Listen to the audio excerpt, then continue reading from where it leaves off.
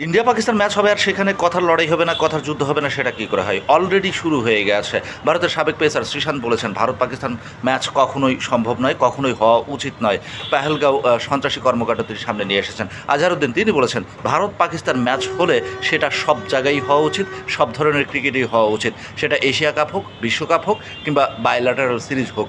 আর যদি ভারত পাকিস্তান ম্যাচ না হয় তাহলে কোথাও হওয়া উচিত নয়। তবে সেই বিতর্কে জল ঢেলেছেন আরেক ভারতীয় তারকা, বিসিসিআইয়ের সাবেক প্রেসিডেন্ট এবং আইসিসির সাবেক প্রেসিডেন্ট সৌরভ গাঙ্গুলি। তিনি বলেছেন ক্রিকেটটাকে ক্রিকেটের জায়গায় থাকতে দিন এবং সন্ত্রাসবাদকে সবসময় না বলুন। সন্ত্রাসবাদ কখনোই গ্রহণযোগ্য না, তবে ক্রিকেট সবসময় গ্রহণযোগ্য এবং সেটা হওয়া উচিত।